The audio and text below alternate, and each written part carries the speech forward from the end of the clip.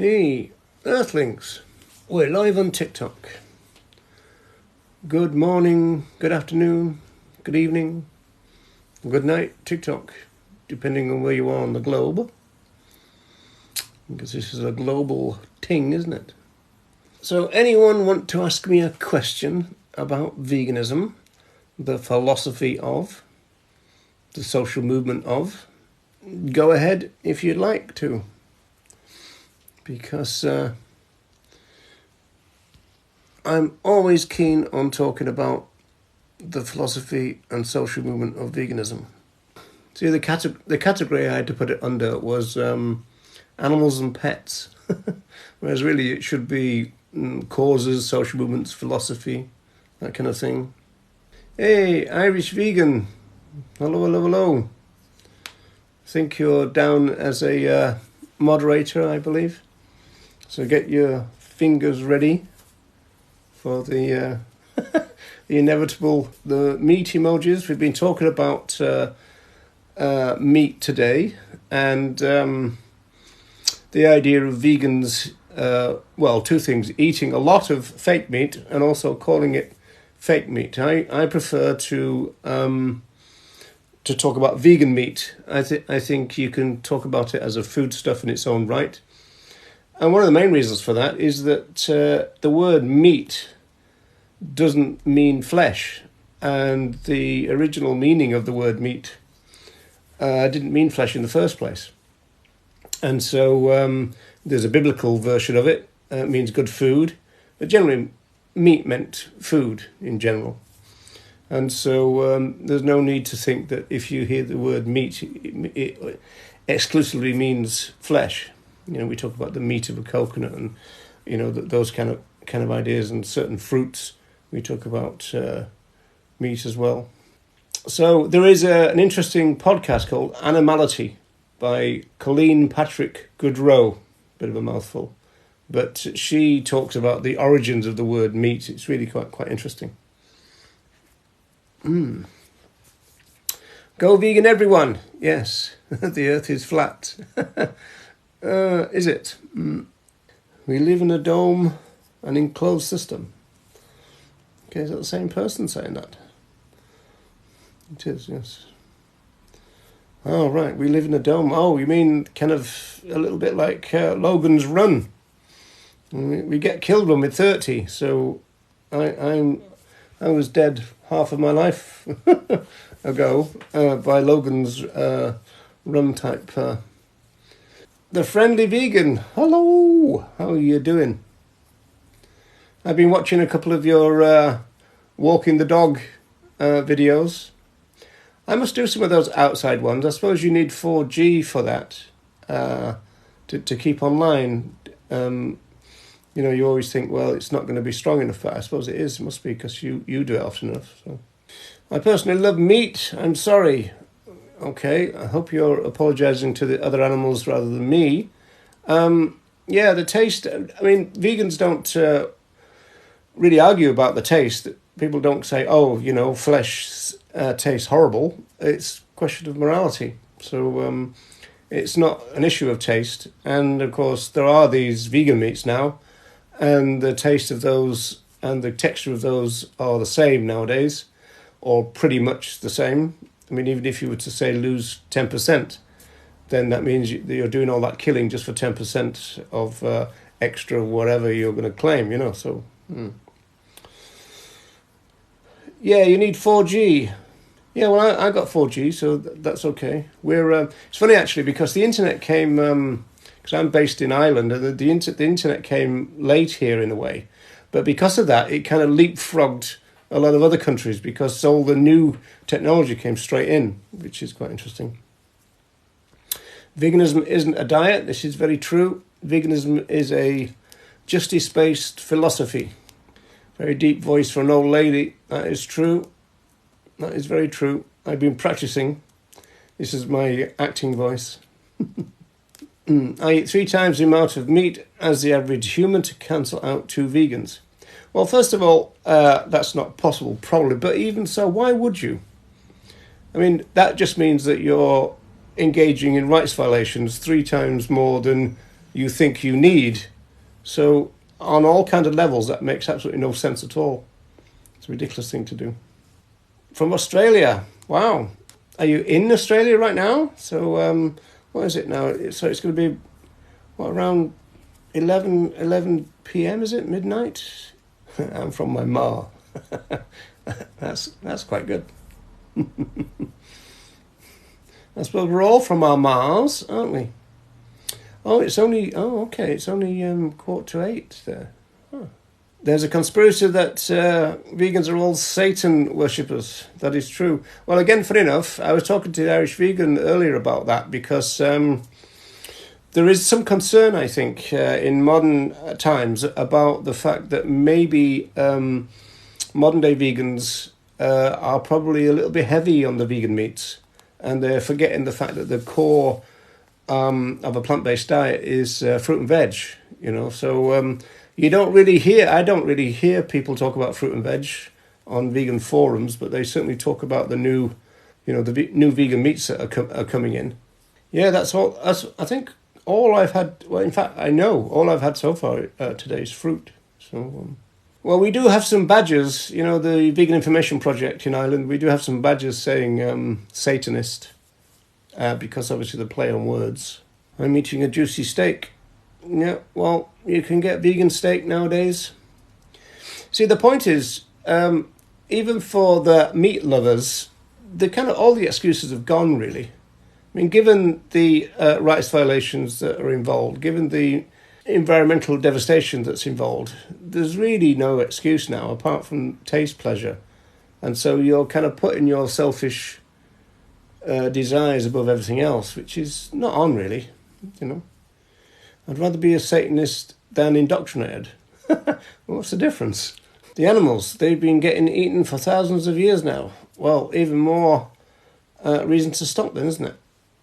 The fact that we've done something for thousands of years, or the fact that something is done to some beings for 1,000 years, doesn't say anything morally. And veganism is a moral position about justice, and, I mean, ultimately, according to the founders of the vegan social movement, we're talking about the moral evolution of humanity. And they took that idea seriously, that a vegan world would be a question of,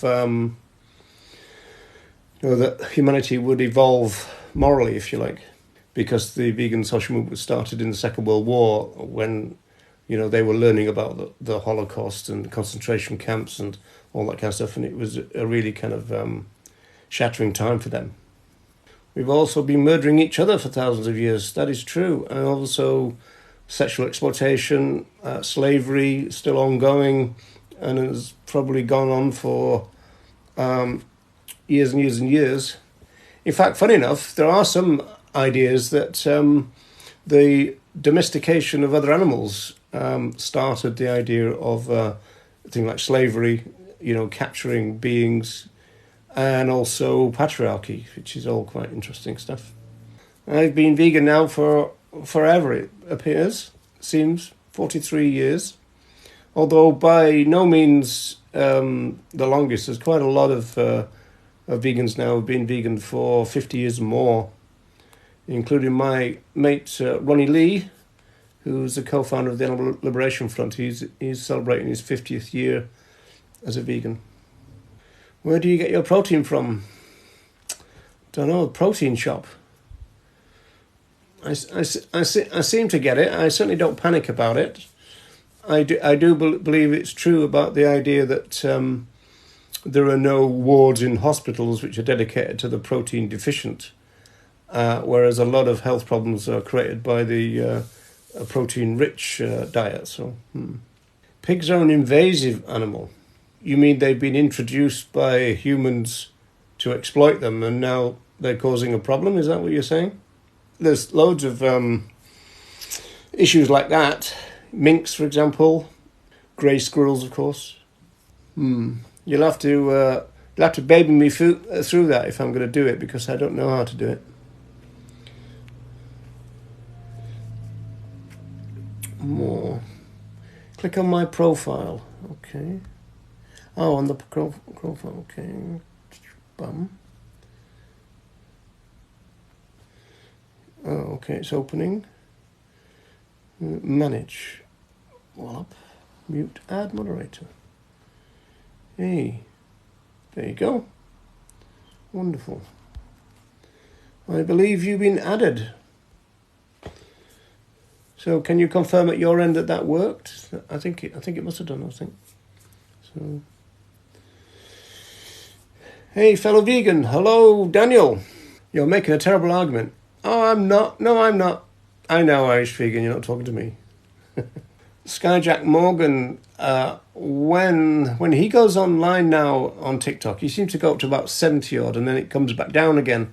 And so I think that's the bots situation, but I don't think I get them as much, and that's probably because I don't do this as often as I should. I ought to do this at least every other day, I think, really. But do vegans eat eggs? No.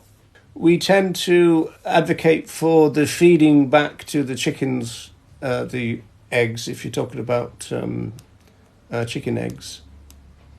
And the reason for that is that we've modified modern-day chickens so much that they get depleted very quickly, which is why they don't kind of last very long. There's an industry term called spent hen, because they get worn out because they're laying so many eggs all the time, and also the eggs are larger than they kind of should be, really, and so they really do struggle to lay eggs. And so the best thing to do is feed the eggs back to them in order to replenish their bodies, which means that that's going to be better for their health. Yeah, Sky gets a lot of bots for some odd reason. Yeah, it's interesting, that, isn't it? I don't know why. I don't know if that's normal for somebody who goes on there regularly. The Friendly Vegan, you'd know that. Do you get a lot of bots, and so your numbers go up at the beginning? Because obviously when you go live, TikTok says we're trying to get you an audience, doesn't it? And so they kind of like send out messages to people saying, this person has gone live, are you interested, I suppose? And so that's presumably the bots. Plants, beans, lentils, tofu, seitan, and mock meats, vegan meats, I would say. There's a lot of protein.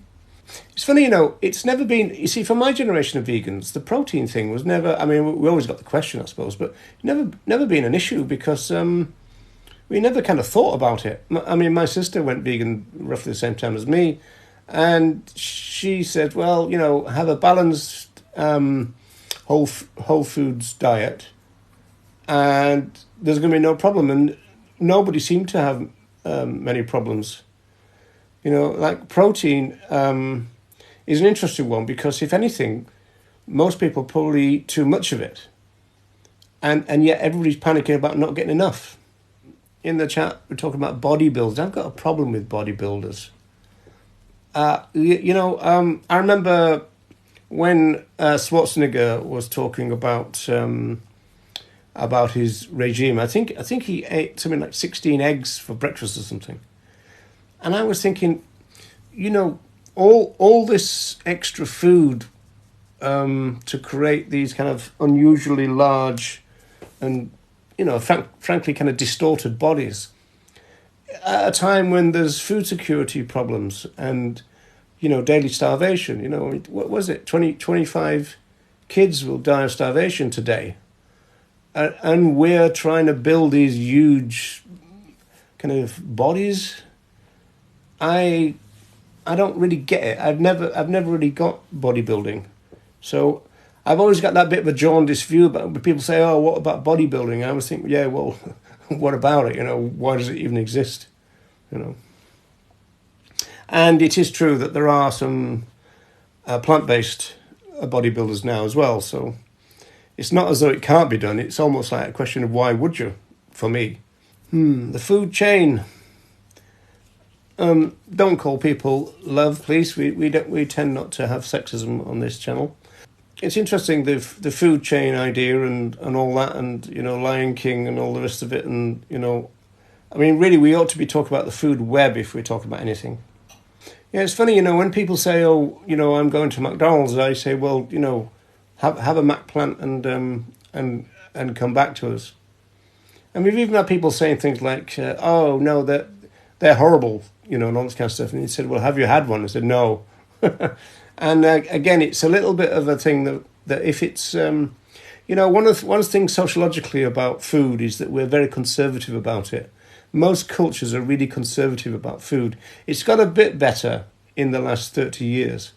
But even so, most cultures revolve around a small amount of foodstuffs, which they repeat over and over again. And sometimes, when I was a kid going to school, it was really weird, because the kids used to get on the bus at the end of the school day. They would be talking about what they're going to be having for dinner that evening. And they knew, because of the day it was. And it wasn't like that in my family. And I was always a bit fascinated with the fact that they had this same dietary regime repeated over and over again over 7 days. So they knew exactly what they were going to get on a day-to-day basis. Eggs, bacon, sausage for brekkie, you can't beat it. Well, you can get a kind of a plant-based version of a full Irish breakfast, full English breakfast. Is that what you're kind of talking about? And also you can beat it because you could have a breakfast which doesn't involve rights violations. And so that means that it's automatically superior to that type of breakfast. Quarter pounder hits differently. You mean to a Mac plant? Is that what you're saying? I mean, I've never had people come on and actually be honest about it. Although, I mean, the Irish Vegan mentions this on her lives, that there has been these kind of so-called blind tests where even people from the meat industry can't tell the difference. And yet, a lot of flesh consumers, they seem as though they're almost like obligated to suggest that the other animals derived ones are superior, whereas from our point of view, they're inferior by definition. All yous vegans, do you know fruits and vegetables have feelings? No, that's not true. And even if it was still be better to go vegan anyway, because flesh consumers tend to eat more vegetables than vegans do, which is something that is difficult for them to get their head around. Really, it's just that there's a difference between food and feed. I always make the point that, as I mentioned before, quite a lot of people will starve to death today, something like 25,000. That's just children. And then a lot of other people having trouble because they would be near death, that kind of thing. And yet, we, as the world, will not feed them. But we could, but we prefer to feed the billions of other animals who we breed into existence. And so, if people say things like human rights, a lot of it is lip service, because they prefer to create feed rather than food. And that doesn't make any sense from a human rights point of view, or an animal rights point of view, or a justice point of view, or a vegan point of view. It just doesn't make any sense. Ooh. Applause, like that. I think they ought to make that a sound applause, don't you? If I've missed any, tell me and I'll scroll back. Because as the Irish vegan says, I do tend to ramble on a little bit, and my answers are a little bit too long half the time. So apologies for that. I know in this day and age we can't deal with complete sentences and paragraphs. Yeah, empathetic humans, it's true, isn't it? Where has the empathy gone? It's a fine quality, really, being empathetic, being able to see things from a different point of view than your own. And it kind of worries me, really, if people can't do that.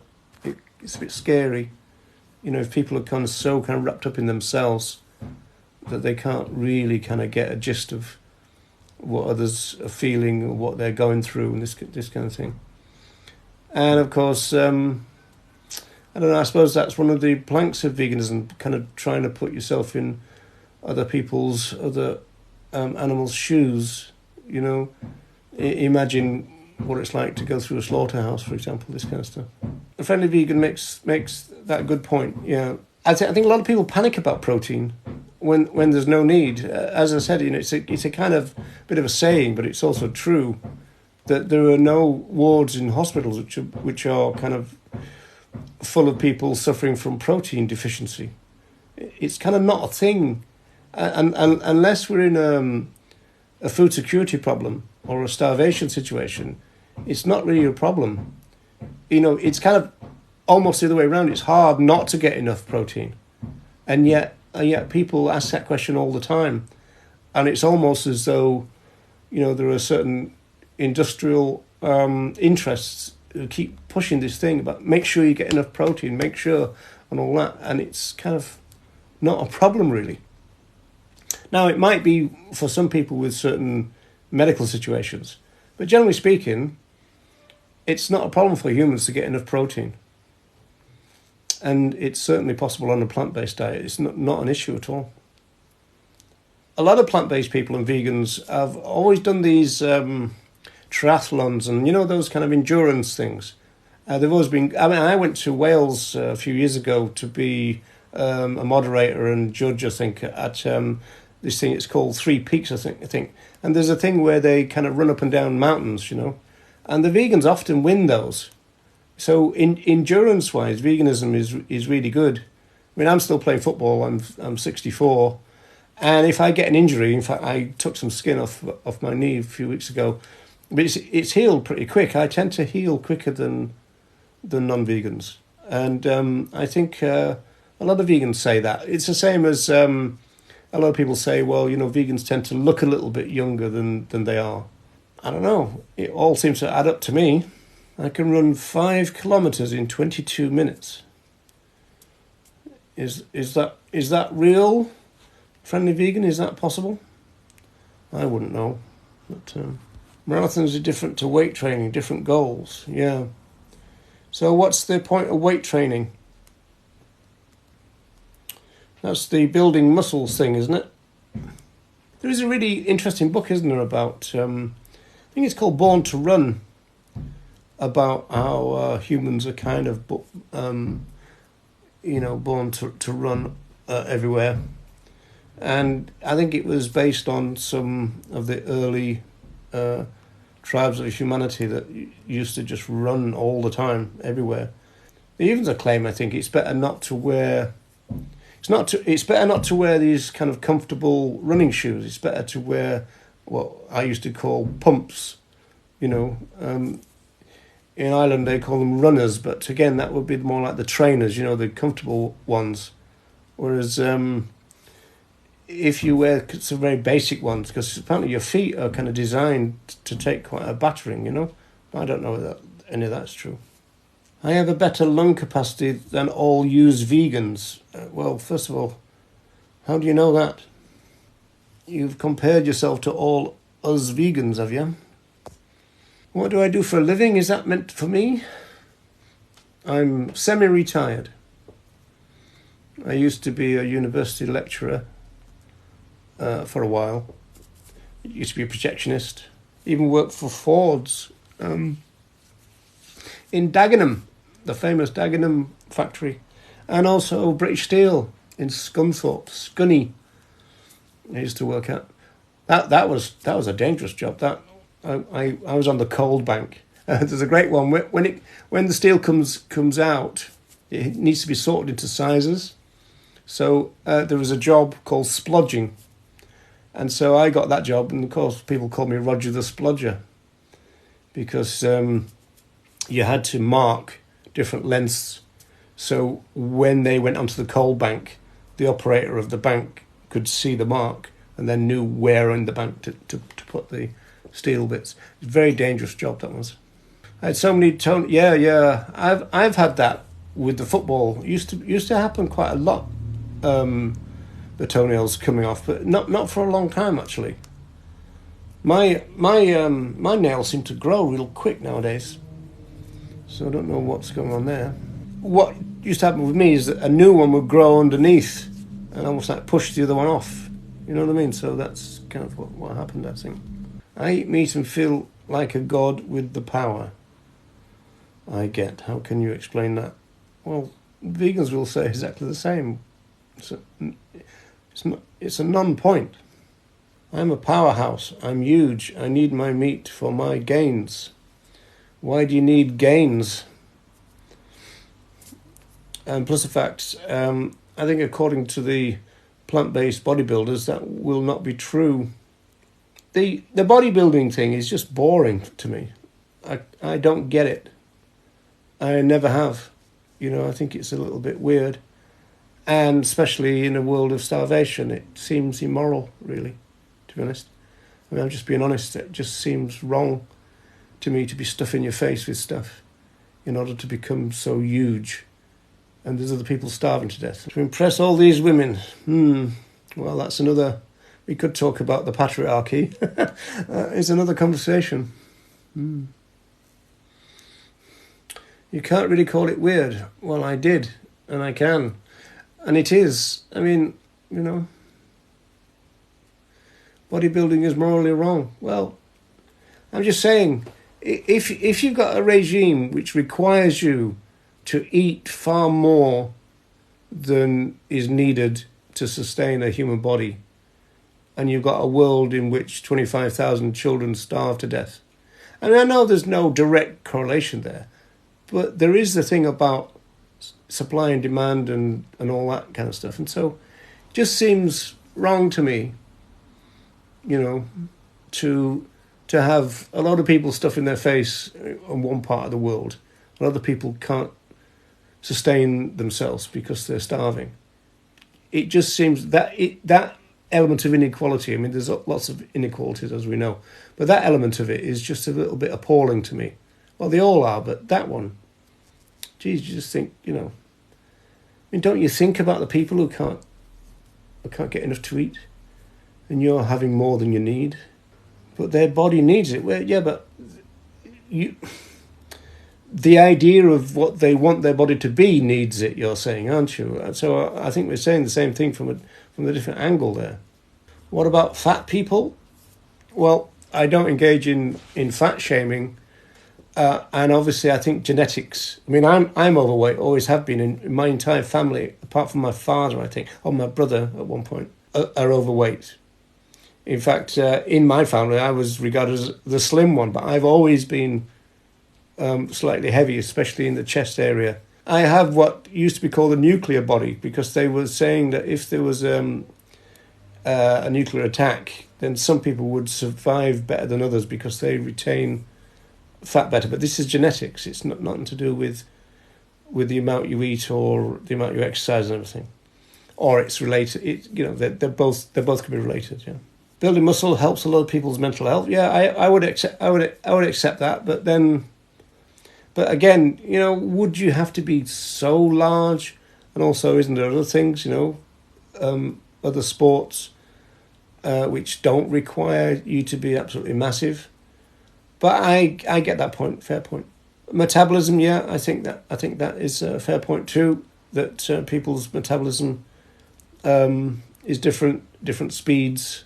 Actually, that's a really interesting point about vivisection, because that's one of the things that make it scientifically invalid, is the fact that animals have different metabolisms within a species, but also among species, and so that means that compounds which are put into other animals as a test don't necessarily show you anything valid in terms of humans, because they're metabolizing those compounds at a different speed, even a different route sometimes.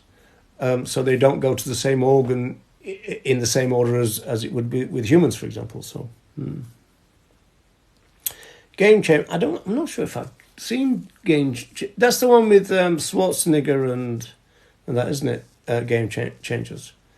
The well-known non-vegan. I don't think I've seen the Game Changer. Certainly not all the way through. I must watch that. I do remember the Schwarzenegger bit. Who else is in it? I can't... I don't believe you watched Game Changers. Yeah, I know you're talking to that other person. Yeah. Certainly the people who watch it will probably not be so quick to say, almost claim that you can't do it on a plant-based diet, which is what they've kind of shown that they can, I suppose. It's a documentary set up to make you feel bad for eating meat. I'm not sure if that would be the motivation of it. I'm sure it might be part of it, but I think the main thing was for it to be a bit of a debunker, because it always was the claim that you couldn't build muscle on a plant-based diet. And so I think it was to debunk that. But then again, that's kind of been debunked for years. I mean, even back in the 1940s in Ireland, there was a bodybuilder and somebody who, kind of really kind of top athlete who was on a plant-based diet. And people used to come from all over the place just to see him swimming and doing all the rest of it and everything. And yet this myth that you need flesh in order to build muscle goes on, and of course there's vested interest in suggesting that, so you got to think about who's telling you these things as well. Yeah, there's quite a lot of athletes all over the world now, not just bodybuilders, but I mean obviously there's famous tennis players. Some of the top tennis players are plant-based or stroke vegan. There are some professional footballers now who are coming out as plant-based. A friend of mine, Neil Robinson, was the first vegan professional footballer. He played for Everton. There's a great picture of him tackling Kenny Dalglish. But also some rugby players now as well. So there's quite a lot. But as I said, the endurance ones, some swimmers. There's quite a lot of them. I think ice hockey players now have started to suggest that. Even things like Arsene Wenger, who came into Arsenal years ago, he changed their diet, and it wasn't entirely plant-based, but it was a lot more plant-based than before. So, this idea that you need animal flesh in order to perform as an athlete, I think is, it's got no credibility, I don't think. The whole world wouldn't exist and the human race wouldn't exist if everybody was vegan. Well, it tends to be the other way around. More humans would survive things like starvation. There'd also be a lot more space for free living beings. So I'm not quite sure what you're basing that claim on. I would suggest that claim is wrong. And vegan stuff tastes like absolute tripe.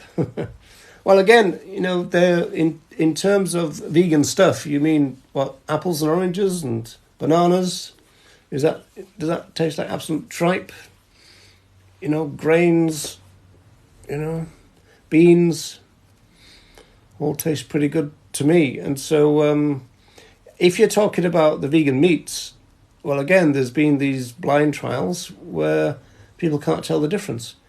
And even people in the meat industry have been fooled by it, convinced that that they were eating a flesh product when it was the vegan one, and vice versa. So meat is natural protein.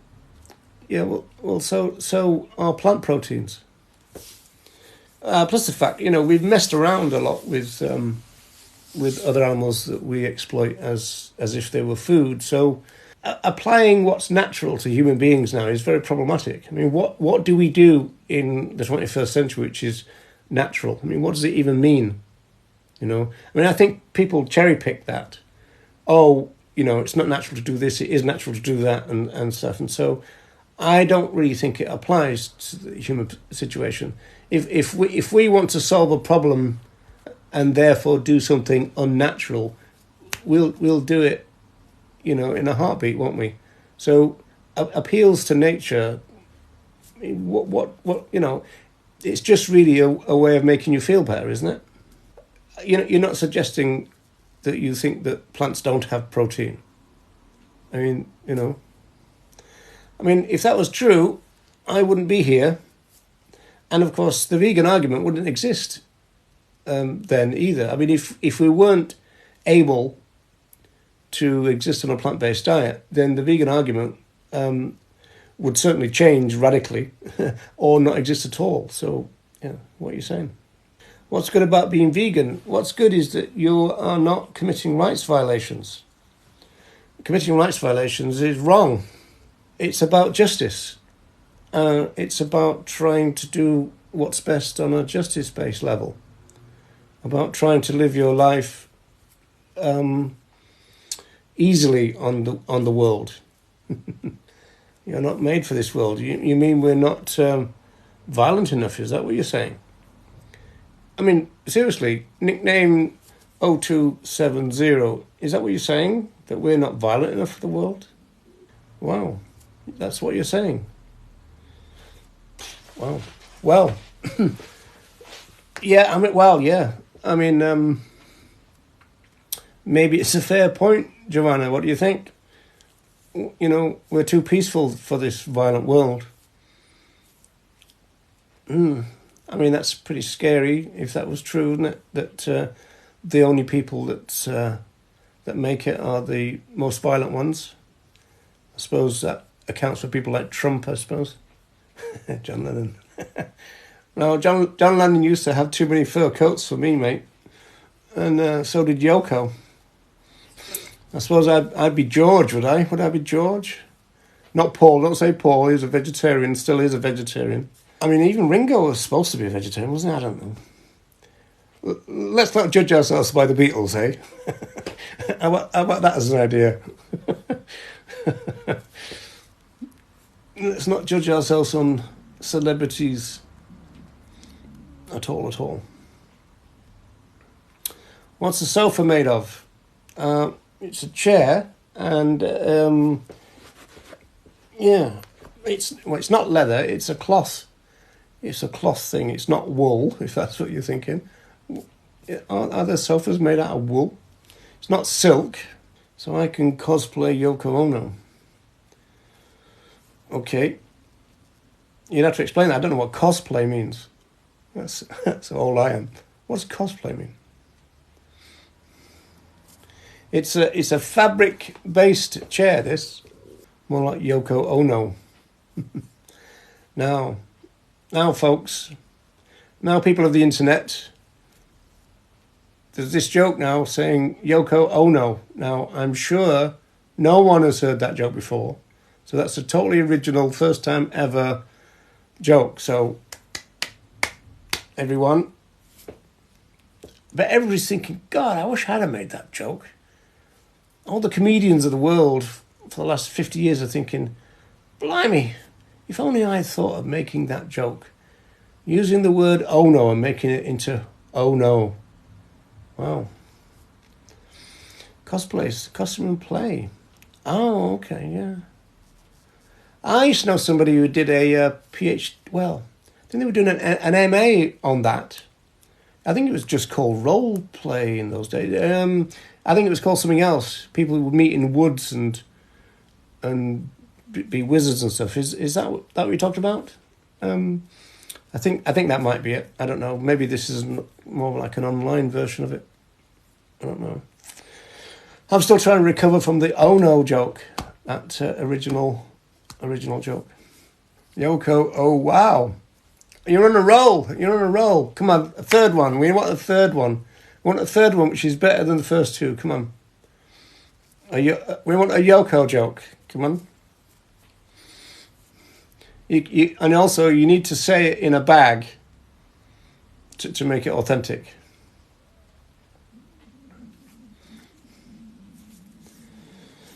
My friends might be in the KKK. I don't think so. My friends tend to be vegan, and vegans are anti-racist, anti-sexist, anti-speciesist. So I think you're barking up the wrong tree. Are we allowed to say that, Irish vegan? Joanna, friendly vegan, are we allowed to say barking up the wrong tree? LARP. Now you see, you're just confusing me now, saying all this stuff that I've got no idea what you're talking about. No, it's not anti-everything. You're getting that wrong. It's pro lots of things. You know, like one of the things that we did when we were doing the street stalls is people come up and say, what's all this about? We would talk about what we're for. We're for justice. We're for non-violence. And, you know, these are good things, you know. I mean, what's wrong with being for justice? It's not being anti-everything. There's a lot of things that we're for. We want a just world.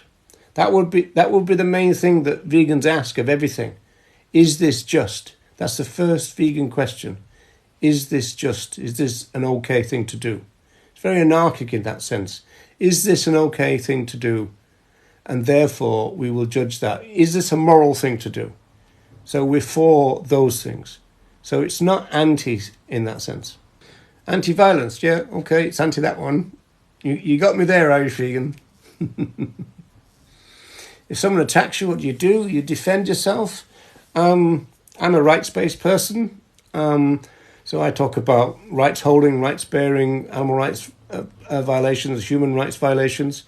But within those theories, if you're attacked by someone, especially someone who is irrational and cannot be talked to, you can defend yourself. And of course, that's built into law, which is why we've got things like manslaughter and other aspects of kind of justifiable homicide, these kind of ideas. It's recognised that sometimes, you might have to do something to defend yourself, and you can use lethal force if you're forced to. Do I agree with eating insects? I don't, but I suppose technically speaking, in the theory of animal rights, because that's based on sentience, or a concept called subject of a life, insects can be, or at least some of them can be, in the grey area. But what we tend to do then is give the benefit of the doubt. But in terms of are they sentient, that would be a question mark. I mean, there's a famous animal rights philosopher called Tom Regan, and he said that there are some grey areas of animal rights. And so animal rights doesn't cover all other animals. But he says, always draw your lines with pencil because they're going to change because of what we learn. And so that is an interesting question, actually, about things like insects. And obviously you've got things like locust attacks and, defending, you would have to defend yourself or defend your food from beings like that. So, yeah, it's that would be an interesting debating. You're going Irish vegan. See ya. I'll be going soon, I think. But yeah, that was an interesting one. Right, folks. Unless there are anything else, I might say goodbye. I'm going to try and do these more regularly. Maybe try and keep it to about an hour. What's your favourite book, if you don't mind asking? Well, I've got a few. That one there is good. That's David Nybert, but he's got one called Animal Rights, Human Rights, Entanglements of Oppression and Liberation, which is really, really good. And also, I would talk about Defending Animal Rights by Tom Regan, the animal rights philosopher. He's the author of The Case for Animal Rights. But The Case for Animal Rights is kind of very dense philosophically, if you like. And in fact, I think it won some awards amongst the philosophical community, if you like. So, but that's quite difficult to read. But whereas Defending Animal Rights is a lot easier. Another book called Animals as Persons by Gary Francione is a favourite. Sexual Politics of Meat, Carl Adams. I could. In fact, I think I've got a video on my YouTube channel where I've got my favourite books. There's one up there called what's it called? States of Denial. That's pretty interesting. Yeah, these hour-long streams are great. Yeah, you're right. Yeah. Okay, with that in mind, I might now say, swipe left to close. I might say thanks for everybody who's joined and communicated and argued and debated. And those are strong choices. Thank you. Yeah. They are good books, those. In an age where people don't read books very often, of course. So that's one issue too. So, yeah. Anyway, folks, thank you so much for tuning in. And I'll see you again if I can work out how to turn this goddamn thing off.